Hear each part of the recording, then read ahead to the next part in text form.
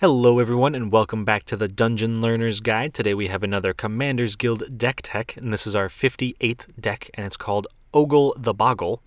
And if you haven't seen this show before, what we are doing is randomly selecting a card from scryfall.com, working with a budget of $100 or less, and building a commander deck for Magic the Gathering around a theme of the chosen card. Now, before we get into all of the actual deck tech stuff, I do want to very quickly highlight some of our social media accounts. If you're interested, we do post updates as much as we can on Twitter, Reddit. You can send us an email.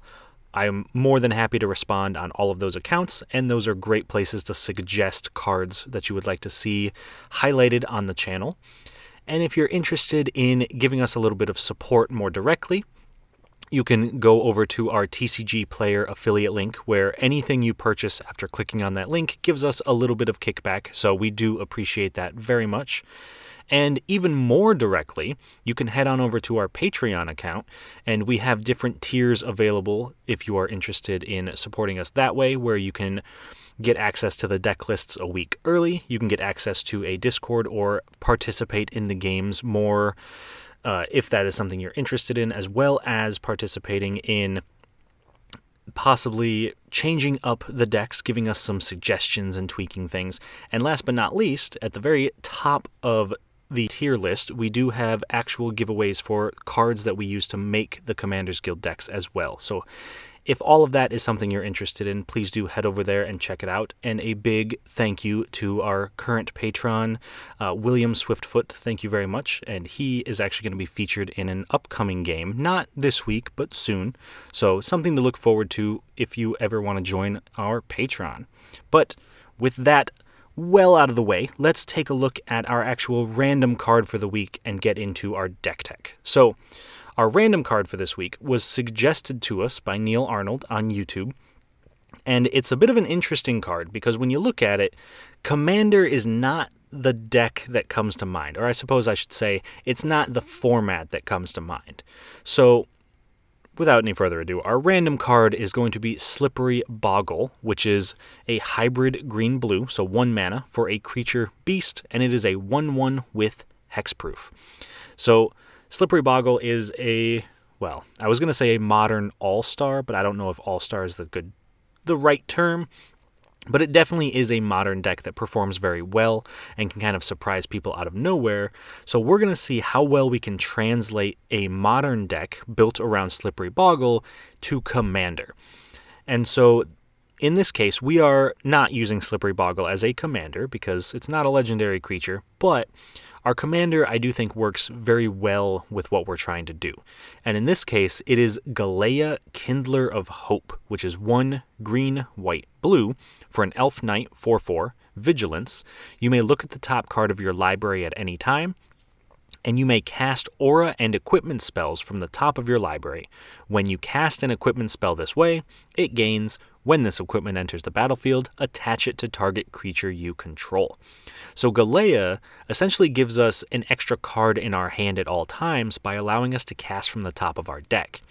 If it is an aura or an equipment, we can then cast it and also get another card underneath it. So it's an interesting form of card draw and also gives us a bit more selection in what we want to be doing. So Galea, hopefully, is going to let us take our Slippery Bogle, make it into a massive threat, and just like it would in a modern deck, start knocking people out of the game. So since we've talked about our random card and commander, let's take a look at some of the themes that we have in this deck. We've kind of mentioned one already, and that is going to be our Bogle. Now, commander, unlike in modern, we can only have one Slippery Bogle. So we need to make sure that we have other cards that do pretty much the exact same thing. So we are running almost every hexproof creature we can in our colors, particularly trying to focus on cards like Slippery Bogle and Gladecover Scout here, which is 1 green for a 1/1 Elf Scout with hexproof. Because if we can get a hexproof creature down on turn 1, maybe turn 2, then we can start really chipping in for damage early as we start to suit it up with a ton of auras. And because if our opponents can't deal with it outside of a board wipe, then we can really do a ton of damage in the early game. So step 1 is getting a creature, preferably a creature with hexproof, so that we can, for our next theme, start putting enchantments on that creature. I know that Galea gives us an extra benefit from playing equipment because they equip for free, but I really wanted to focus on making this an aura deck and being able to have an enchantment theme in there. So Mantle of the Ancients is a great example of that, and this is 3 white for an enchantment aura, enchant creature you control. When Mantle of the Ancients enters the battlefield, return any number of target aura and or equipment cards from your graveyard to the battlefield attached to enchanted creature. Enchanted creature gets +1/+1 for each aura and equipment attached to it. So we could, if the worst happens and somehow our Bogles die, maybe they die in a board wipe, maybe something removes hexproof and they kill it, and we lose all of the work that we've put in. We lose our Bogle, we lose all of our enchantments. Mantle of the Ancients gets every single aura out of our graveyard and puts it on a new creature. So if Slippery Bogle dies, we play a Glade Cover Scout, we cast Mantle of the Ancients, and all of a sudden, boom, we're back to where we were like nothing happened. So we really need to make sure that we are protecting our creatures, and I think that's why Mantle of the Ancients is such a good fit for what we're doing in terms of auras, because auras are tricky. They're not like equipments where you can re-equip them if the creature dies. We had to make sure that we made it work in terms of getting things back out of the graveyard, protecting our creature, and hopefully also drawing some cards, because this is kind of like card draw. And then finally, our last theme is where the actual card draw comes in, and that is Enchantress. Since we're in the Bant colors of green, white, and blue, it only makes sense for us to play some Enchantress cards that draw us cards when we cast enchantments. So Sithis Harvest Hand, one of the best. It's a 2-mana, 1/2, legendary enchantment creature nymph, so it itself is an enchantment. Whenever you cast an enchantment spell, you gain 1 life and draw a card. Since our goal is to be suiting up our Bogles with a ton of auras, we can essentially just replace them in our hand with Sithis on the battlefield. And Sithis is definitely not the only version of this effect that we have. I think we have a total of 6 in the deck. So there are a ton of ways to draw cards just for playing our deck and doing what we want to do. And that is our theme. We're trying to take, like I said, the Bogles deck from Modern and turning it into a Commander deck.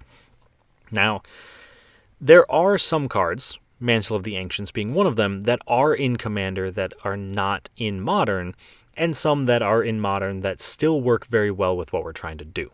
So with all of that being said, let's take a quick look at some of our key cards in this deck and see just what we're trying to aim for, what we really want to get into play. And the first of them is going to be Nylea's Colossus, which looks like a lot. It's 7 mana for an enchantment creature, giant. It's a 6/6.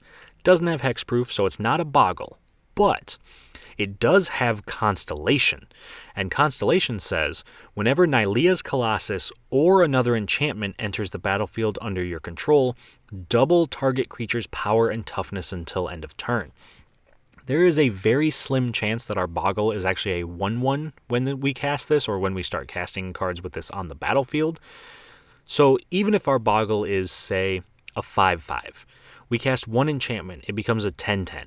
We cast another, it becomes a 20/20. Another, it becomes a 40/40.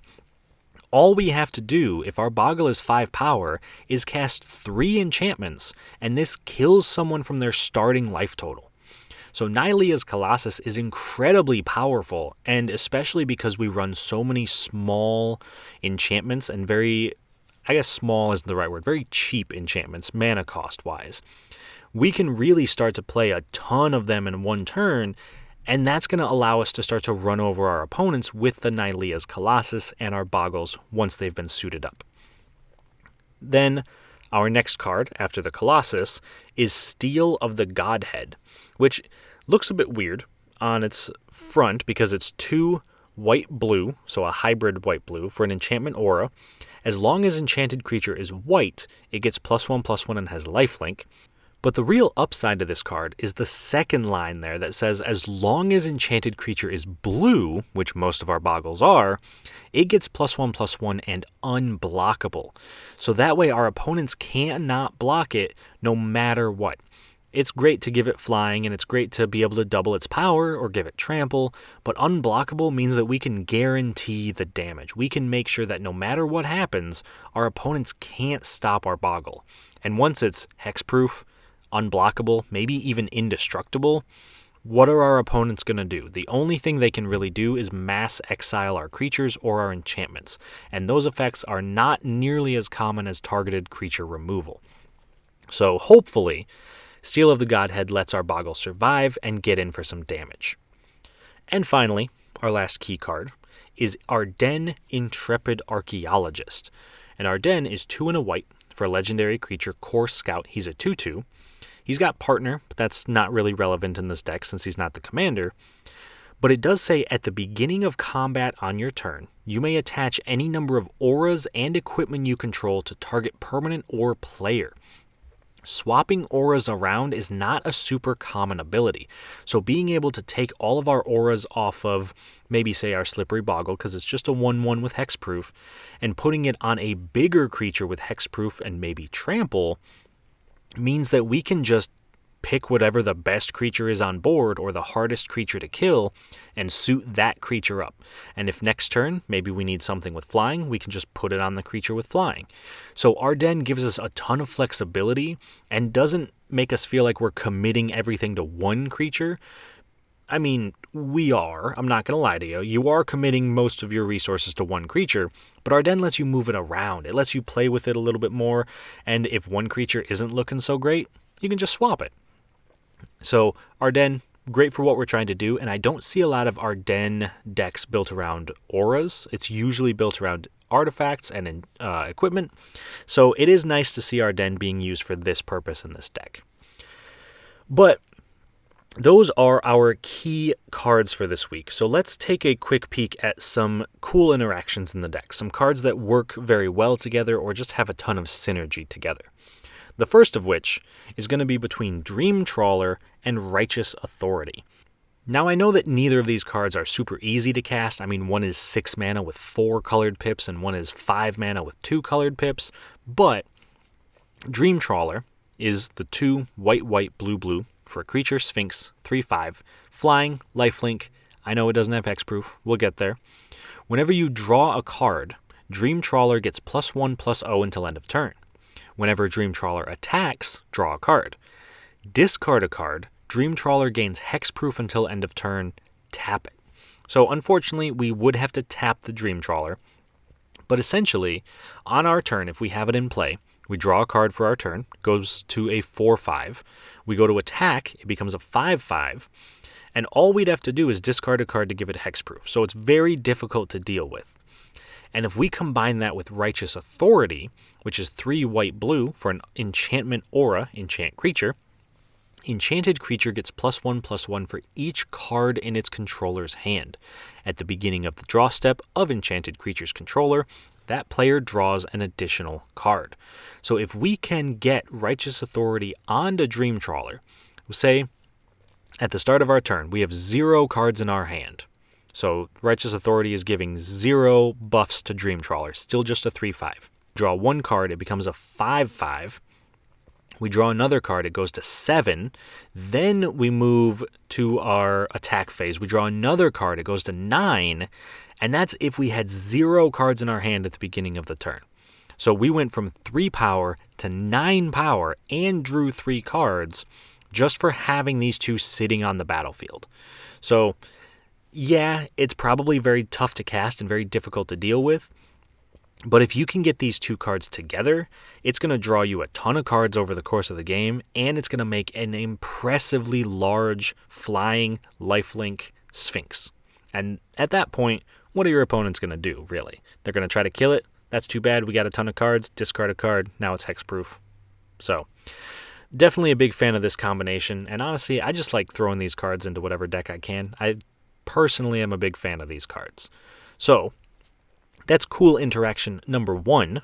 Cool interaction number 2 involves Wild Growth and Estrid the Masked. And admittedly, Wild Growth is a stand-in for any enchantment that targets a land that lets it tap for more mana, because if we have, like I said, Wild Growth for 1 green, enchant a land, Wild Growth adds an extra green to your mana pool whenever target land is tapped for mana. So if we put this on a forest, that forest now makes green instead of just green. And if we combine that with Estrid the Masked, which is 1 green, white, blue for a legendary planeswalker Estrid, she comes in with 3 loyalty. She can +2 to untap each enchanted permanent you control. Right there, that's exactly why it's in here for Wild Growth. Because we tap Wild Growth for 2 green mana, +2 Estrid, untap each enchanted permanent, not enchanted non-land permanent.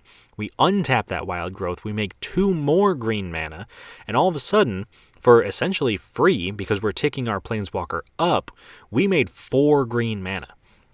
And ideally, we're going to have a lot more enchantments on our lands. Maybe we'll have 2, 3, 4, and we're able to tap for 6 mana, untap it, tap for 6 more mana, and just play out our entire hand. And that's just Estrid's +2 ability. She still has a -1 ability that says create a white aura enchantment token named Mask attached to another target permanent. The token has enchant permanent and totem armor. So essentially we can just protect anything on the board.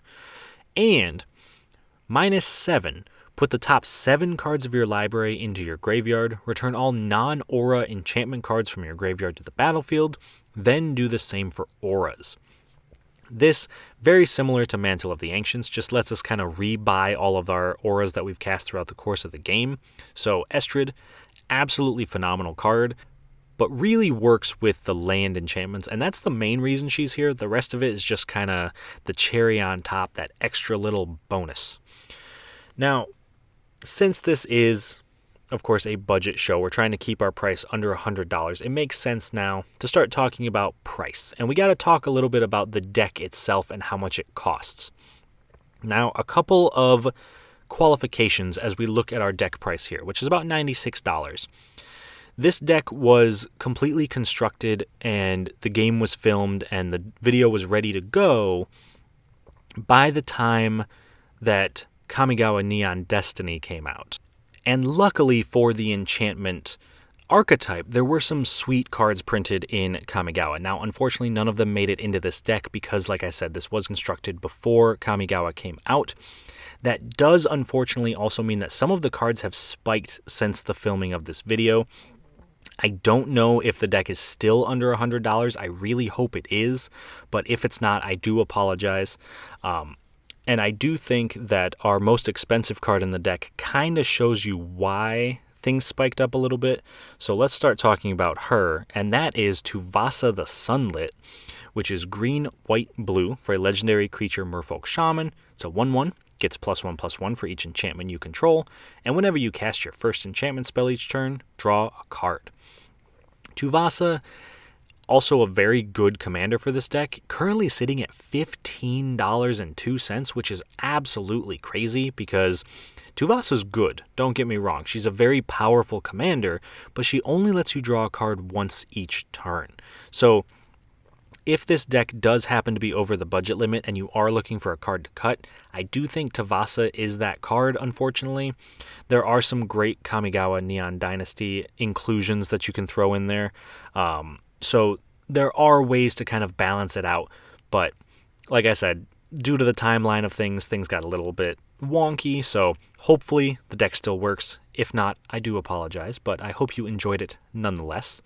And if, for some reason, this deck is not as expensive as you want it, you're looking at this price like, man, that's under $100, but what if we really bump up the price? What could I squeeze into this deck? And for that, I have some out-of-budget upgrades for you if you're looking to do that. The first of which is going to be Halvar, God of Battle. So Halvar is 2 white for a legendary creature god.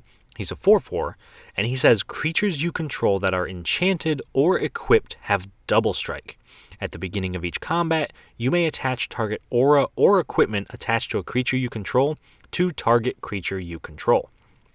So Halvar, Super great for what we're trying to do because it gives any enchanted creature double strike, and it lets us move our auras around from creature to creature if that's something we want to do. Now, Halvar does have a backside, which is the Sword of the Realms. We're not really going to use this too often, but it could come in handy. It's 1 and a white for a legendary artifact equipment. Equipped creature gets +2/+0 and has vigilance. And whenever equipped creature dies, return it to its owner's hand, equipped for 1 and a white. So Sword of the Realms isn't really that good for what we're trying to do, but it does allow us to protect our creatures because if we equip it to a Bogle, we suit it up with a bunch of stuff, and that Bogle were to die, then we just return that Bogle to our hand and recast it. So it can be very useful, but really we would want this card for Halvar. It is unfortunately $8.50, which is expensive. I know it's nothing like Tuvasa that we just looked at, but I promise you, when I put Tuvasa in this deck, she was only like $3, so really spiked up because of Kamigawa. And then our second out-of-budget upgrade is Rafiq of the Many. So Rafiq is 1 green, white, blue for a legendary creature human knight, 3/3, exalted. So whenever a creature you control attacks alone, that creature gets +1/+1 until end of turn. Since we're trying to suit up one particular Bogle, Rafiq, perfect. That exalted trigger is almost always going to happen. And whenever a creature you control attacks alone, it gains double strike until end of turn. So similar to Halvar in the sense that we want to give our creatures double strike. It's a little bit more narrow than Halvar when it comes to giving double strike, but still very useful because we really are only going to be attacking with one creature 99% of the time.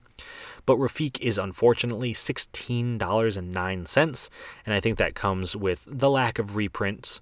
But Rafiq, very good. Rafiq could also be another stand-in for the commander of this deck if you're looking to maybe hit hard with a commander and do some commander damage and knock somebody out, but I still like Galea because I think she really adds that card draw aspect to the deck. So that is the deck for this week, and before we move on to the actual gameplay, I do want to mention that there are 2 games this week. So when I sat down to play this deck, I sat down with Jason, Shawn, and Bilal, and we were actually able to get in 2 games with the same group of people at the same time. So I do have 2 Galea games with very similar groups. Now, this first game, though, is going to be Jason playing his Gisa Glorious Resurrector deck, Shawn playing his Krenko Mob Boss deck, and Bilal playing Kinnan Bonder Prodigy. So Jason's deck is all about reanimating creatures, particularly his opponent's creatures. He wants to kill all of the stuff on his side of the board, all the stuff on his opponent's side of the board, and just keep bringing them back to the battlefield with Gisa, being able to get double sacrifice triggers and double attack triggers and things like that. So I think that we might be able to outpace him in terms of card draw, but if he starts killing our Bogles and getting them back under his control, I don't know what we're going to do to combat that, so hopefully that doesn't happen. Next up, Shawn's Krenko deck. This is a straight-up Goblin tribal deck.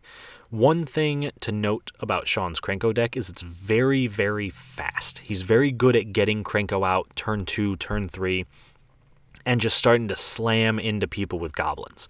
So I think that we really need to get a lifelinking creature if we want to combat what the goblins are doing. And luckily, because we're in the Bant colors, we do have a ton of lifelink, so I think that is how we're going to beat the goblins, if that's what it comes down to.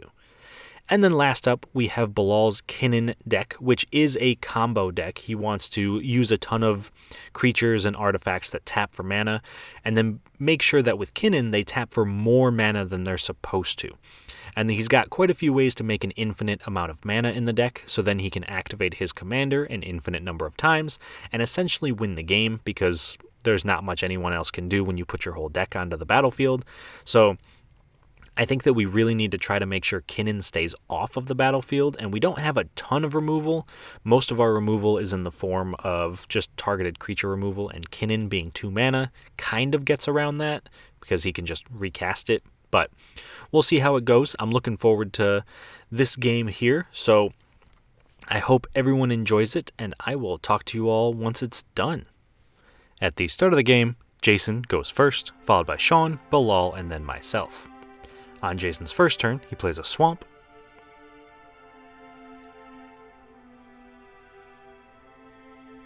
Shawn plays a mountain, and then casts Ragavan, Nimble Pilferer.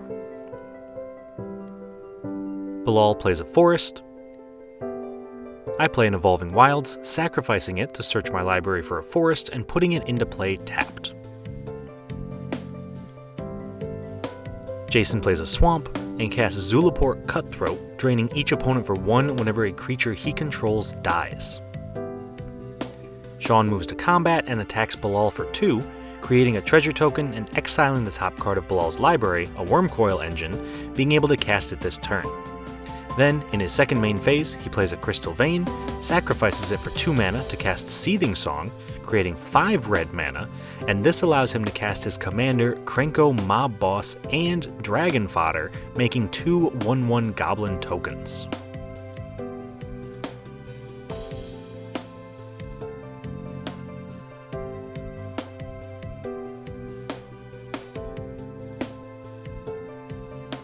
Bilal plays an island and casts Utopia Tree. I play a Plains and cast Sanctum Weaver.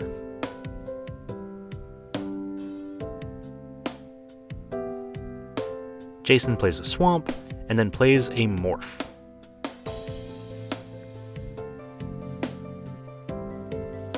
Shawn plays a Castle Embreth and activates Krenko, tapping him to create 3 1/1 Goblin tokens since he controls 3 goblins, and then moves to combat, attacking me for 2 and Bilal for 2 with Ragavan.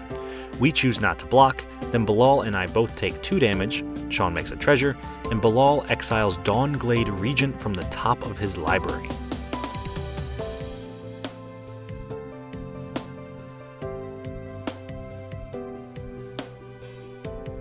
Bilal plays an island and casts his commander, Kinnan Bonder Prodigy, allowing all his non-land permanents that produce mana to produce an extra mana. This allows him to cast an Arcane Signet with his Utopia Tree. I play a Prairie Stream and cast Slippery Bogle, and then cast Eel Umbra on Slippery Bogle, giving it +1/+1 and Totem Armor so that if it were to be destroyed, I destroy the Eel Umbra instead. After that, I cast a Daybreak Coronet on the Slippery Bogle, giving it +3/+3, Vigilance, First Strike, and Lifelink. Jason plays a Swamp and casts Expedition Map. He follows that up by casting a Bastion of Remembrance, making a 1/1 Human Soldier token and draining each opponent for 1 whenever any of his creatures die.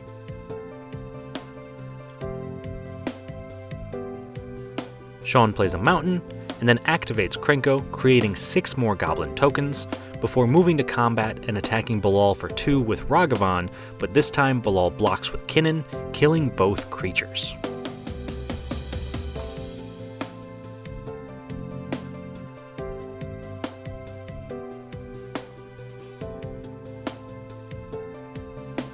Bilal plays an island, and casts Muldrifter, drawing 2 cards when it enters the battlefield.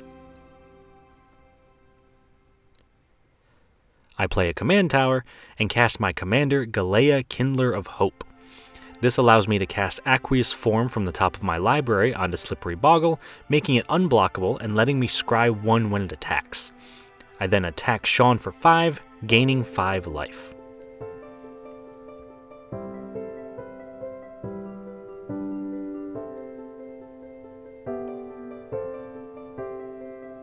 Jason plays a Cabal Coffers, and then casts his commander, Gisa Glorious Resurrector. After that, he casts a Vampiric Rites, allowing him to pay 2 mana and sacrifice a creature to draw a card and gain a life.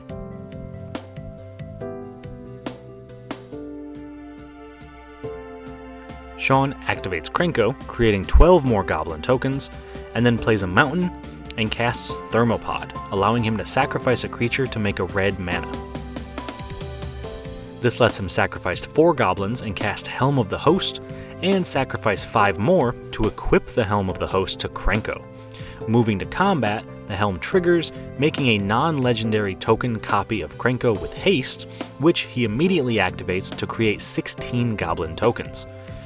Then he attacks me for 11 with his tokens. I block one of them with the Bogle, but Shawn sacrifices it before damage is dealt so I don't gain the 5 life, then I take a total of 10 damage. Bilal plays a forest and recasts his commander Kinnan. He follows that up by casting Freed from the Real on Utopia Tree, and this allows him to tap it for 2 mana of any color and untap it for 1 blue mana, generating infinite mana. With this, he can activate Kinnan an infinite number of times to put all non-human creatures in his deck into play, and since none of us think we can beat that, we decide to concede, winning Bilal the game. Alright, so that first game was super sweet. I'm not going to talk about it quite yet. I'll wait to the wrap up just in case people skipped ahead a little bit. Don't want any spoilers getting out there. But our second game is going to have, like I mentioned, a very similar group to the first one. We have Shawn and Jason actually playing the exact same decks, so we're still going to see Krenko Mob Boss and Gisa Glorious Resurrector. But Bilal decided to switch things up and went with Wolfgar of Icewind Dale.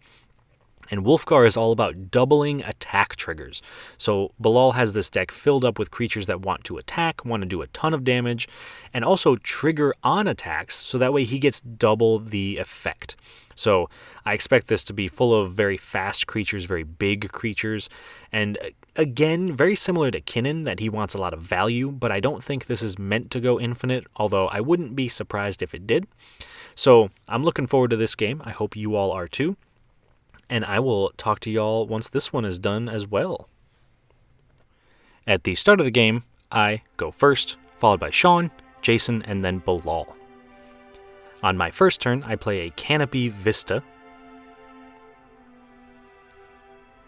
Shawn plays a mountain and casts Soul Ring. Jason plays a swamp. Bilal plays a forest and casts Llanowar Elves. I play a forest and cast Sithis Harvest's Hand, drawing a card and gaining a life whenever I cast an enchantment. Shawn plays a mountain and casts his commander, Krenko Mob Boss. Jason plays a swamp and casts Liliana's Triumph, forcing each opponent to sacrifice a creature, completely wiping the board. Bilal plays a mountain and passes. I play a Plains and pass. Shawn plays a Mutavault and casts Siege Gang Commander, creating 3 1/1 Goblin tokens.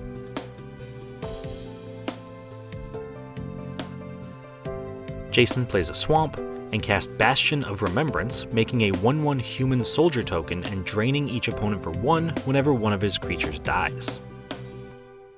Bilal plays a Forest and passes. On my turn, I missed my 4th land drop and just pass. Shawn plays a Wasteland and then recasts Krenko before attacking Jason for 2 with his Siege Gang Commander, and Bilal for 2 with the 2 tokens, and me for 1 with another token.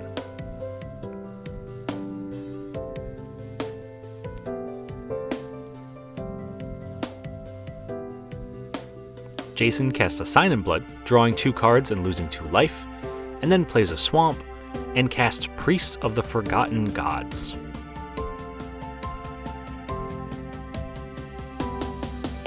Bilal plays a Forest and casts Xenagos the Reveler, activating his 0 ability to create a 2/2 Satyr token. I cast a Setessan Champion, drawing a card and putting a +1/+1 counter on it whenever an enchantment enters the battlefield under my control. Shawn casts a Blood Moon, turning all non-basic lands into mountains, and then casts a Legion War Boss, creating a 1/1 Goblin token with haste that has to attack whenever he goes to combat. He then activates Krenko, tapping him to create 6 Goblin tokens since he controls 6 Goblins, and taps his 6 new Goblins to convoke out Obelisk of Erd, giving all his creatures +2/+2. He then goes to combat, making a Goblin with Legion War Boss, and attacks Jason for 5, and Bilal and I for 6 each.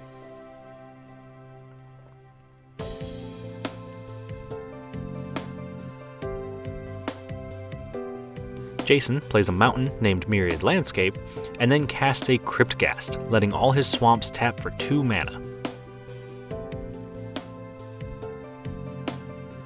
Bilal activates Xenagos' +1 ability to add 1 red mana since he controls 1 creature, and he uses that to cast Ilharg the Razeboar. I cast a Rancor on the champion, putting a counter on it, drawing a card, and giving it +2/+0 and trample. After that, I cast an All That Glitters on the champion, putting a counter on it, drawing a card, and giving it +X/+X, where X is the number of artifacts and enchantments I control, which is currently 2. Shawn casts a Hordling Outburst, making 3 goblin tokens, and then activates Krenko, making 17 more goblins, and then he casts and kicks a Goblin Bushwhacker, giving all of his creatures +1/+0 and haste. This allows him to go to combat, making a goblin token, and then attacks me with 15 goblins for 60 damage, and Jason for 16 goblins for 64 damage.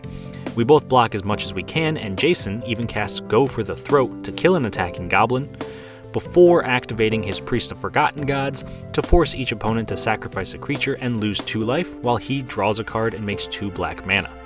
Unfortunately, it's still not enough, and both of us get knocked out of the game. On Bilal's next turn, he doesn't draw anything that can help him win, and, knowing he's dead on Shawn's next turn, he decides to concede, winning Shawn the game. Alright, so both of those games were super quick. The shortest game actually only lasted till turn 6, so definitely a very quick set of games, but still very fun. It was nice to see people's decks kind of go off and do what they wanted to do. In the first game, I got to do exactly what I wanted. I suited up a Slippery Bogle and I was ready to start swinging in at people, but unfortunately, Bilal got to combo off and make infinite mana and just put his entire library into play. And at that point, our Bogle can't really do much. You know, even in Modern, a Bogle's not going to beat that. So in Commander, definitely not going to beat that when there's 100 cards instead of 60. Shawn definitely looked like the threat for most of that game. I was planning on hitting him with the Bogle as much as I could because I wasn't expecting Bilal to combo off when he did. So I think that Shawn did a very good job of being aggressive and doing what his deck wanted to do. And I think that if Bilal had not comboed when he did, I'm pretty sure that was going to be Shawn's game. Jason also very much was starting to set up and do what he wanted to do. He had plenty of ways to get triggers from sacrificing his creatures, had plenty of ways to sacrifice his creatures, and I fully expected that once Gisa hit the board, the rest of us were also going to be sacrificing creatures. So I think that could have been anyone's game, and I think that if Bilal hadn't comboed on that turn, I genuinely don't know who would have won. So definitely a sweet game, definitely glad to be a part of it. The second game, very similar to the first with Shawn's deck. He got Krenko out on turn 2 and really started to look like a threat early on. This time, though, nobody could deal with it, and we all just slowly got run over by goblins. It didn't help that I never hit my 4th land drop in that entire game.